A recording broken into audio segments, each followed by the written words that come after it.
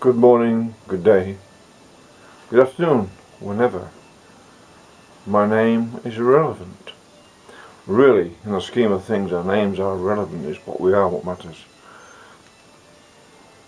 It's what we create through our life in ourselves that really matters. And I want to talk about beware of the pronoun we. We versus I. It is always the case that when you see people on videos and who are saying, if only we changed our ways, the whole human race will be better. Usually these people are all very comfortable, extremely wealthy, professors at a university, and living in very expensive real estate with an expensive car. And if they same people said, we must change our ways to improve the human race, went down on the street in New York, for instance, if they lived there, and found one of those people or homeless in the street, and said to them, we must change our ways to improve the human race, the person on the street said, but I can't change this situation. I am struggling. I, the individual, or all of us on the street, us on the street are struggling because you are saying we are really not understanding what the actual problem is. The problem, there isn't actually a problem other than the individual in themselves, no matter how rich or wealthy they've become, are not aware maybe of the effect of how they gain that wealth affects other people or then become homeless because of the inflation of the cost of real estate. Now this gets down to a very practical fact and puts it into an objective narrative about what the we factor is versus the I factor. It was the I factor, it's always the I factor, I, the individual, and are these people who are saying the we are always an individual who've endeavoured to enrich themselves through one way or another, trying to make sure they're financially secure, which is perfectly normal or perfectly good. But that tells you the story, or a biological story, of the individual, if you like, survival imperative of the individual's genes. That's the I. The I, or the id, must pursue its own genetic interest for that then to pass on, if it can, the benefits of that to the next generation. That is the I. There is no collective, in other words. A collective is a delusion. And those who say we are living in or trying to create a delusion, maybe to cover their guilt of how selfish they really are, and so they say we must stop doing this, or we're going to destroy the planet, and we're going to stop polluting the seas or polluting the air. Those people are usually extremely well off and beyond the stage of having to struggle for a living.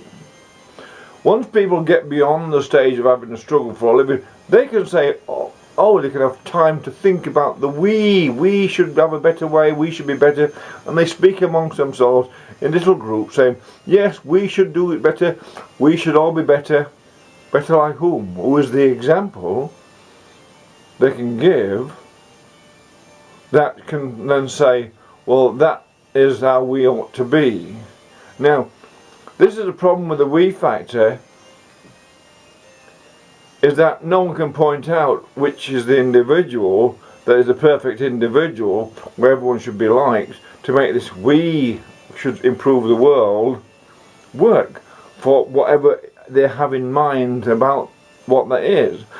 Because there's something about, and we denote a collective, and the idea of collectivism scares the bejesus out of me as an individual, and because as an individual I know I've got an obligation to myself, and particularly my health, my mental well-being, and how I treat people in the street or animals and the world around me, I as an individual, I've got an obligation to behave in a certain way so I do not damage my environment, whether it's a social one or the economic one or whatever. So it's the individual what matters.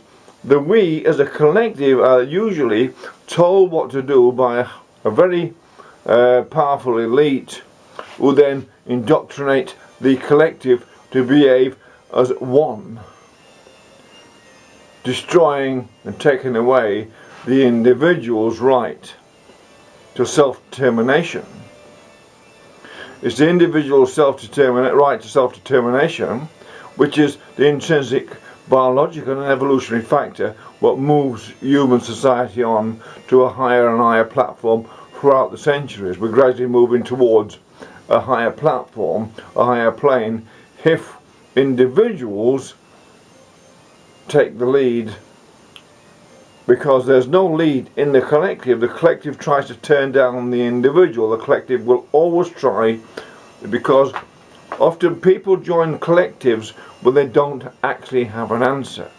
They think, oh, I'll join a collective, I'll become agreeable within the collective, and then they all act in unison and speak in unison across many different aspects of what we call social politics, if you like, forgetting all the time the most basic factor amongst humans is the economic factors that affect the individual at the most basic level, which make one person espousing their great and good for humanity who is extremely wealthy, saying we should change, forgetting that the amount of money they've invested in real estate has made sure there will be more and more people living on the street.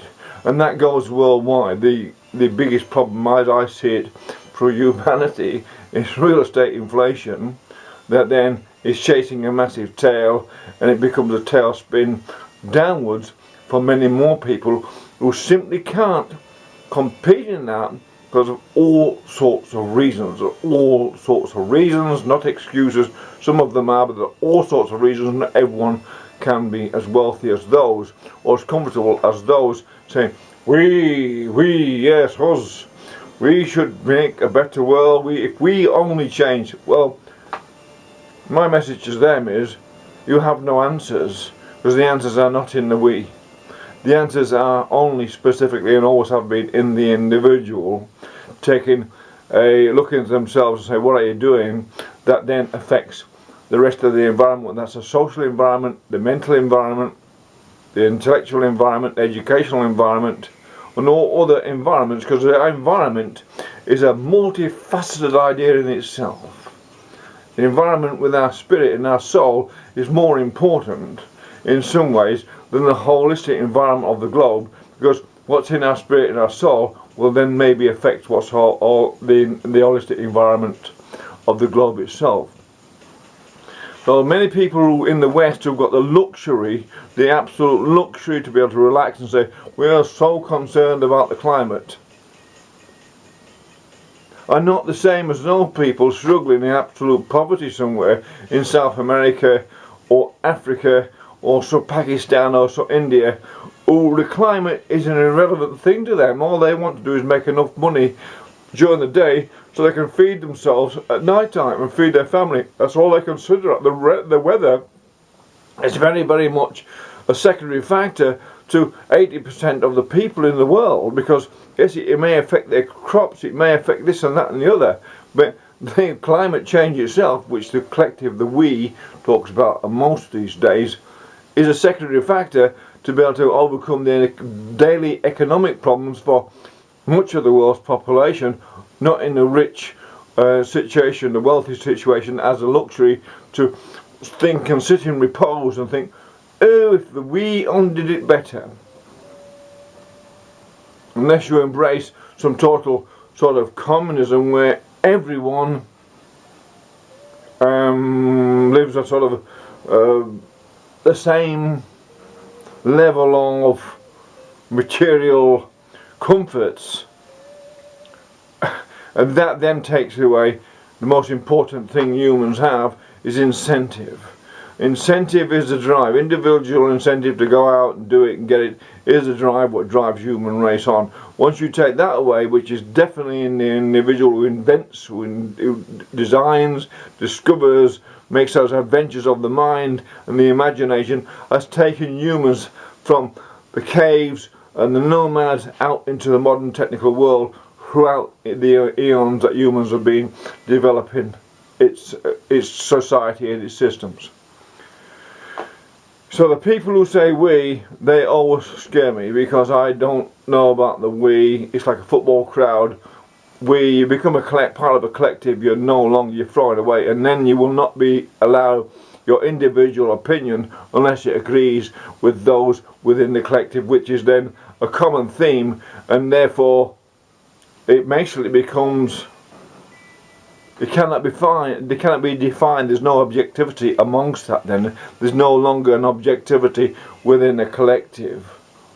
There's something now the human race or generally do not understand. There's never been once in the history of human social development or political development a move to the right. When people say we're going to become communists, what they hope for is a better capital, a better take of the capital gained in the economic systems, industrial systems for themselves. Therefore, it's a move to the right. They want more of the capital gain of the society. So you may call it communism, whatever, but in actual fact it's each individual hoping to get more, what then makes them join a collective that then becomes a communism or socialism. But I think it's easier to do that than it is to be an individual, where you put some effort in and get yourself going and put motivation and all that, which then rises you above. And the thing is about putting effort in and putting the effort in yourself, the individual effort in, is that is the most satisfying thing you can do, regardless of whether you succeed materially or not, is a secondary factor, absolutely secondary factor to whether you put the effort in. Putting the effort in throughout life was far more rewarding than, say, succeeding in becoming a millionaire when you're 26, a billionaire 26, and you never painted a picture in your life. You just got lots and lots of money, a big house, flash car. You can show up, oh look, I've got this luxurious life. What are you going to do with the rest of your life? Being creative, being a strong, stoic individual throughout your life, keeping your health intact, and if you can get to 70 years old and still be healthy and fit, that is the greatest success of all. And that should be the ambition of people, to keep themselves as healthy as fit for the rest of their lives, for all their lives. They can live as long as healthy as they can, and that in the end is the great equalizer. If we're all healthy when we're 80, 75, we're all healthy then, that's really a good we to go for. In the meantime, between when you're 16 or when you're a child and when you're 80 or whatever it is, you should endeavour to achieve to be as fit as you can and healthy, and have your mind intact for as long as you can throughout your life. That's the best way to beat the system. Also, that's the best economic thing you can do, because then you reduce the burden on the health system. So therefore, reducing one of the primary problems that human society have is keeping with the cost of ill health caused by the lack of individual ability to control their emotions or their intellectual forward progress, etc. So beware of the idea of the collective we. It's not something one should consider joining if one doesn't want to think they're just taking a hit for the elite who control these we, as it always has been. Bye.